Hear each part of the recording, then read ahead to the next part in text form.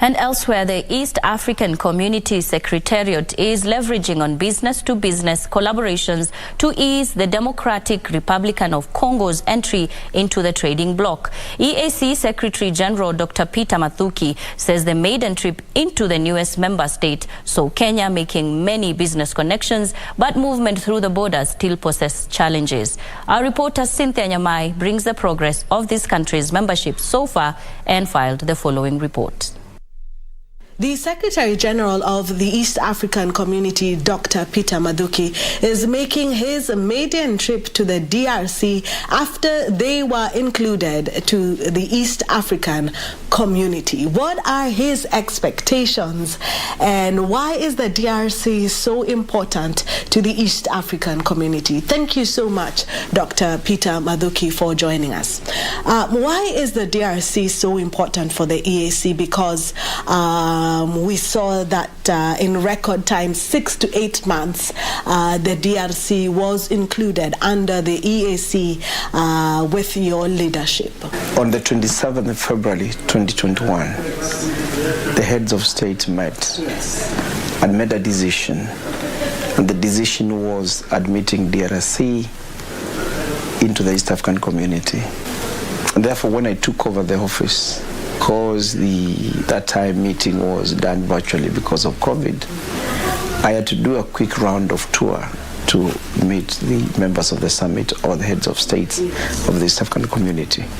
And one of the things that came out in common out of all the heads of states is that they had decided that DRC should join the East African Community. One, because geographically speaking, DRC borders 5 of the EAC partner states and therefore qualifies to join the East African Community.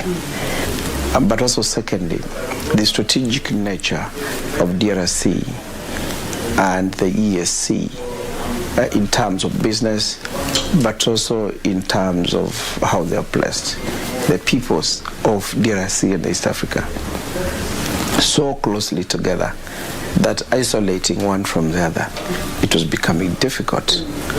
And therefore, we took it upon ourselves as Secretariat to follow through that decision. And immediately after that, then we started the process of verification. I had to do a quick visit to His Excellency Felix Antoine Tshisekedi to deliver the message of that, or the decision of the summit. Of that decision of the summit was that they have agreed to admit DRC. But after accession to the treaty, then there was a procedure. We gave them 6 months to deposit the instruments with the Secretary General. Interestingly, DRC, of course, they have got to their parliament to have it ratified. They had to go to their cabinet approval, and they went through all that. And before the timelines that was given, that is 6 months, it took them 3 months from April to complete the process, and now DRC became a full member. So you have traveled with a business delegation. What has been their response so far of the DRC after spending time? And we have been seeing various business delegations and investors coming from the rest of the region since last year. As I come to engage with the people, with the government, and the leadership of DRC, I also come along with the business people so that they can also get an opportunity to interact with the business community in DRC, understand how they can sign, agreements, how they can start now doing business. And I'm happy that already there's been a lot happening since we arrived, where business is, there's a business to business. They've been signing MOUs on how to interact. Others have created some partnerships.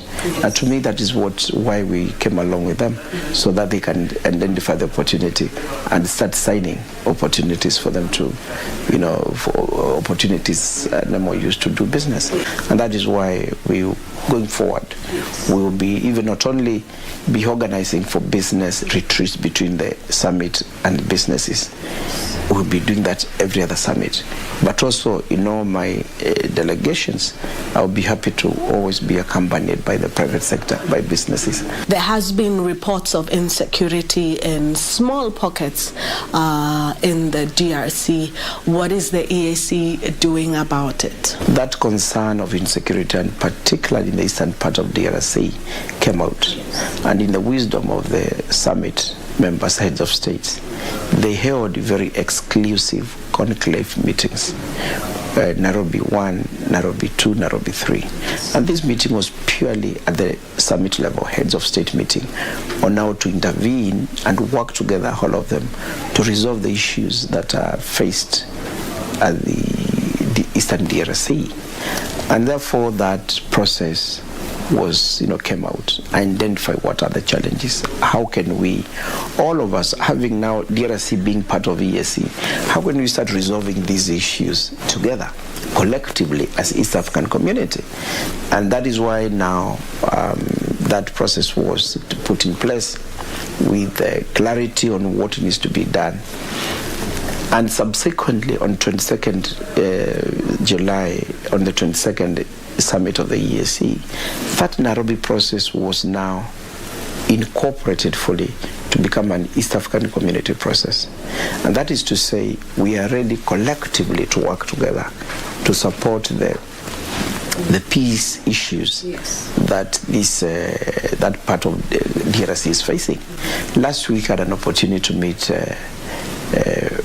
President of Burundi, who is the current chair of the EAC, President Ndayishimiye, and he's very committed to ensuring that we secure peace in that part of the country. And so is all the heads of states themselves, who are all of them committed to ensure that Eastern DRC indeed becomes peaceful. So if there are some isolated cases, and the issues must be there, I would say the situation is better than it was before.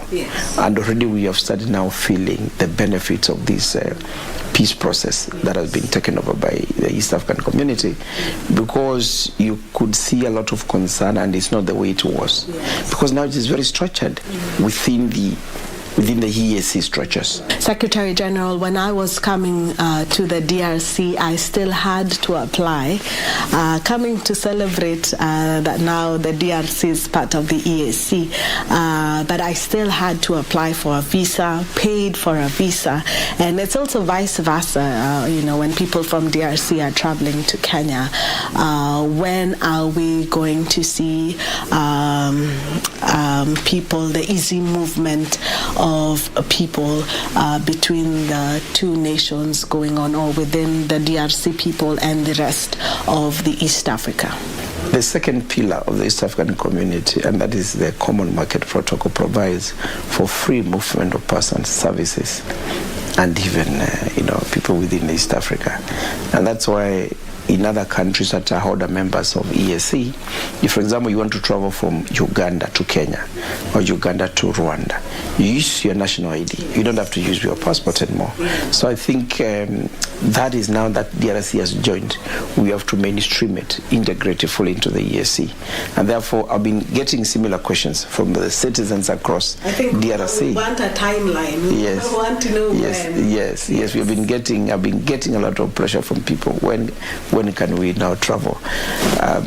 Luckily, when I also arrived, I didn't pay for any fee. We have to establish for that. But I see a situation now that we started integrating DRC. I see, like, in the next 6 months, like, we will convince and work closely with the DRC to ensure that now they totally waive the issue of visa, just the way the Republic of South Sudan has been doing, and now they have removed that fee. So we'll continue working with them, DRC, to assist them as EAC Secretariat, ensure that now they conform and comply as it is in other partner states of the EAC. So, but we must appreciate there's some progress, because before you would get your visa from your own country, but now you are getting visa on arrival. So I think that is good progress. Imagine they got admitted in the last 1 month, and now they've been able to facilitate issuance of visa for East Africans on arrival. So I think the next stage is now to waive the fee, which is something now in progress. Is one of the issues. We'll be picking it up with the government of DRC, and I'm sure they'll be able to waive that. So we'd want to give them timelines of about maybe 6 months and see whether this is visible. Which country do you want to conquer next? It's not about conquering, it's about expanding this community. And the expansion, which is one of the key agendas of the EAC summit. And given that a decision was made on 22nd of this year, but also 27th of last year, that DRC but Somalia joins, I see a situation where now we will start working urgently on Somalia, the Somalia file. So the file is on my table because it's already been processed by the summit. So I see that as a possibility. But looking at yesterday's meeting, when I was meeting the government, ministries of DRC, we realized there was presence of the ambassadors of Zambia and Zimbabwe. Those are signs that indeed they are all getting interested in the East African community. And the reason is that because the East African community is one of the fastest growing regional economic blocs in Africa, and it is giving results, giving value to the citizens. So I see that Somalia is an immediate case of consideration, depending on what the verification report will say. But all our countries that qualify are still free to join, because you look at Zambia, borders Tanzania and borders DRC. Looking at Zimbabwe, it borders DRC, and therefore it becomes very easy candidates. Ethiopia is also there, which is potentially. And that is to say now, the East African community will be transforming Africa. It could be now the key to integrating the entire African continent, because the East African community now spans from the coastal region of the Indian Ocean to the Atlantic, and so now cutting across. So that corridor is very critical to all of us, and we're looking forward to taking advantage of this and ensure that the community of East Africa grows, remains an important regional economic bloc, not only in Africa, but in the world. So if the world wants to talk to any of the countries, it has to speak to East Africa, because the East Africa community is now a power to reckon, and that's where I see as one of the power. To me, East African community now is the next powerhouse, not only for Africa but in the world, in terms of doing business, in terms of integration. In fact, we've been receiving delegations coming from West Africa and others coming from Southern Africa to benchmark with East African community on how we are doing.